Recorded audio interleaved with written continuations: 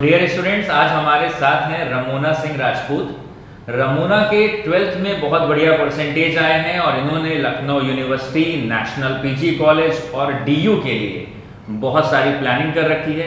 Ramona हम ही लोगों की एक बहुत ब्राइट स्कॉलर भी रही हैं और खुद में इनका बहुत पढ़ाई की तरफ बहुत पैशनेट रही हैं।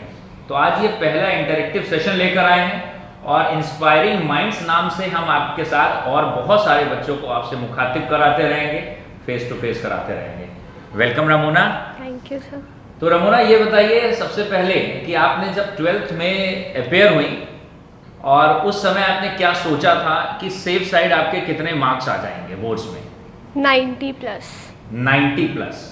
तो रमोना ने सोचा था 90 प्लस आएंगे। अब हम रमोना से पूछते हैं कि रमोना के एग्जैक्ट बोर्ड्स में कितने आए हैं। तो रमोना, आपका एग्रीगेट परसेंटेज बोर्ड्स में राउंड फिगर में कितना बना? 92.8। 92.8 मतलब हम बोल सकते हैं रमोना शी हैज गॉट 93%। एक बहुत अच्छा परसेंटेज बना रमोना आपका।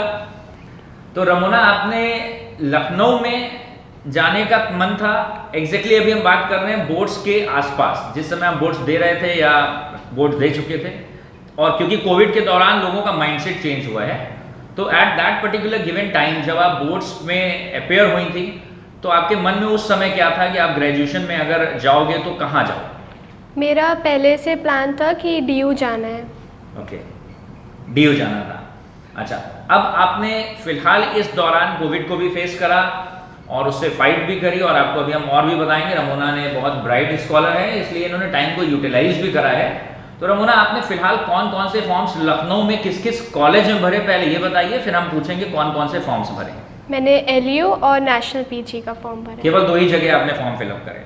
तो रमोना ने लखनऊ यूनिवर्सिटी और नेशनल पीजी में। तो नेशनल पीजी में आपने कौन कौन से कोर्सेज के लिए अप्लाई करा? बीकॉम और बीकॉम ऑनर्स। तो she has applied for BCom and BCom honours in national PG. And when it comes to Lucknow university, उसमें आपने किस कोर्स के लिए अप्लाई करा? बीकॉम। तो लखनऊ यूनिवर्सिटी में रमोना ने अप्लाई करा बीकॉम के लिए। तो चलिए, आज ये वीडियो शूट हो रहा है 9 सितंबर की इवनिंग पे, और इस समय तक अगर देखा जाए तो लखनऊ यूनिवर्सिटी के मेरिट का तो कुछ अभी पता नहीं है, क्योंकि इनफैक्ट यहाँ डॉक्यूमेंट्स अपलोड करने की डेट बढ़ा दी गई है। हाँ, ये ज़रूर है, नेशनल पीजी का भी बीकॉम ऑनर्स अभी थोड़ा दूर है। एंट्रेंस की रिजल्ट, जो मेरिट बनेगी रिजल्ट, उसका थोड़ा दूर है। अभी हम लोग बात करते हैं कि बीकॉम की मेरिट तो शुरू हो गई है इनफैक्ट 8th से। तो रमोना से पहले ये सवाल पूछ लेते हैं कि रमोना का नेशनल पीजी में इतने सारे बच्चे फॉर्म फिलअप करते हैं, तो बीकॉम में आपकी रैंक क्या आई थी? 52।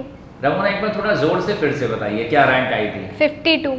तो रमोना की 52 rank I out of thousands of people. बहुत सारे बच्चे अप्लाई करते हैं नेशनल पीजी के बीकॉम के लिए, and she has secured 52 rank. तो इसका मतलब है, आई होप कि if I am not wrong, आपकी काउंसलिंग भी फिर हो चुकी होगी? यस। तो रमोना, कब आपकी काउंसलिंग थी? 8 सितंबर। मतलब कल के दिन रमोना की काउंसलिंग हो गई है।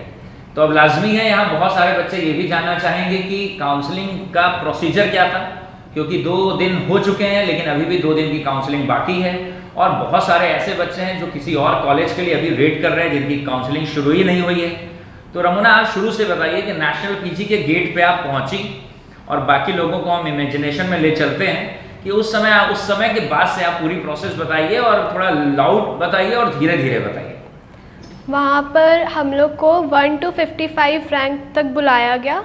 वहाँ पे सब एक एक बच्चों से रैंक पूछी गई। फिर वहाँ पे हम लोग को ऑडिटोरियम में बिठाया गया। फिर सब बच्चों से पूछा गया कि उनके पास ओरिजिनल डॉक्यूमेंट्स हैं या फिर सॉफ्ट कॉपी है। 10th और 12th की हम लोग को मार्कशीट के लिए पूछा गया। वहाँ पे फिर कॉल किया गया, मैम ने फ़ोटो कॉपी ली 10th और 12th मार्कशीट की, और टीसी और कैरेक्टर सर्टिफिकेट ओरिजिनल मांगा गया।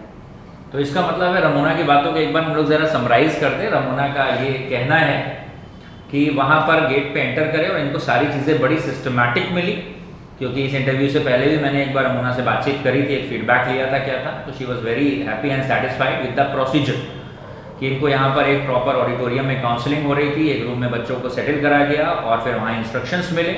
इंस्ट्रक्शंस आप लोग को पहले वीडियो पे भी मिलते रहे हैं कि कौन कौन से डॉक्यूमेंट्स ले जाने हैं, और ये डॉक्यूमेंट्स ले गए थे। रमोना, एक इंपॉर्टेंट सवाल यहाँ आता है कि जब आपकी काउंसलिंग शुरू नहीं हुई थी तो उस समय फीस को लेकर बच्चों के दिमाग में बड़ा डाउट रहता है कि फीस तुरंत जमा होगी या टाइम मिलेगा।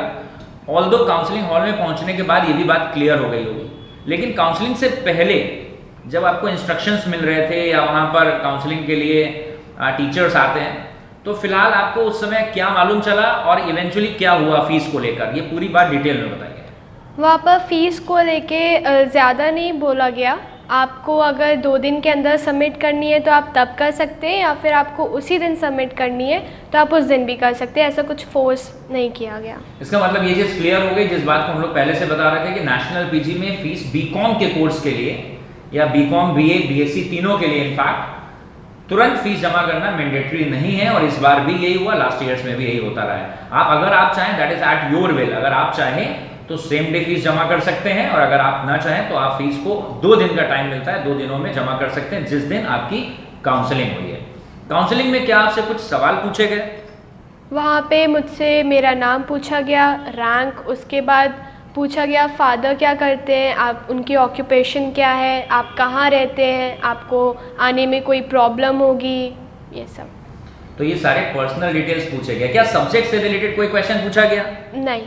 जैसा हम लोग पहले ही बता चुके हैं, बहुत सारे बच्चे डरे हुए रहते हैं कि काउंसलिंग में हो सकता हो सब्जेक्ट से कुछ पूछ लिया जाए, और 3-4 महीनों में सब्जेक्ट जो है उसके ऊपर बच्चों को बहुत ऑब्जेक्ट होने लगा है। तो ऐसा कोई सवाल बच्चों से नहीं पूछा गया जिसमें कुछ क्वेश्चन से रिलेटेड या टॉपिक से रिलेटेड कोई भी क्वेरी पुटअप करी गई हो।